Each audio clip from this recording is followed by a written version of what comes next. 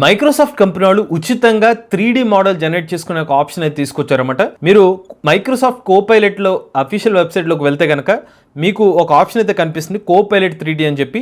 మీరు ఇచ్చిన ఇన్పుట్ ఇమేజెస్ని కాస్త 3D మోడల్ కింద అయితే జనరేట్ చేసుకోవచ్చు. ఇలాగ 3D జనరేషన్లో మీరు జనరేట్ చేసుకుంటే మీకు మల్టిపుల్ వేస్లో హెల్ప్ అవుతుంది. గేమ్ డెవలప్మెంట్ కానివ్వండి, లేకపోతే మీరు వర్చువల్ రియాలిటీలో యూజ్ చేసుకోవడం కానివ్వండి, లేకపోతే మీకు ఎడిటింగ్ పరంగా ఇలా మల్టిపుల్ వేస్లో అయితే ఈ పర్టికులర్ 3D మోడల్ హెల్ప్ అవుతుంది. దీన్ని యూజ్ చేయాలంటే జస్ట్ సింపుల్గా మీరు ట్రై నో మీద క్లిక్ చేస్తారు. ఇక్కడ మీకు ఎగ్జిస్టింగ్ గా వీళ్ళు జనరేట్ చేసిన కొన్ని 3D మోడల్స్ కనిపిస్తాయి. ఈ రోబో బొమ్మ మీద క్లిక్ చేసి ఇక్కడ జూమ్ చేసి చూపిస్తున్నాను.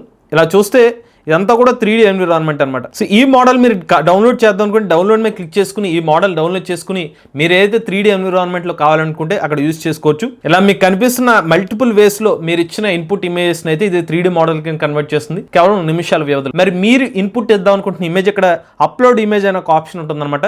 ఈ అప్లోడ్ ఇమేజ్ మీద క్లిక్ చేసి మీ ఇన్పుట్ ఇమేజ్ ఇస్తే కొన్ని నిమిషాల్లో ఇది ప్రాసెస్ చేసి మీకు 3D మోడల్ ఇస్తుంది.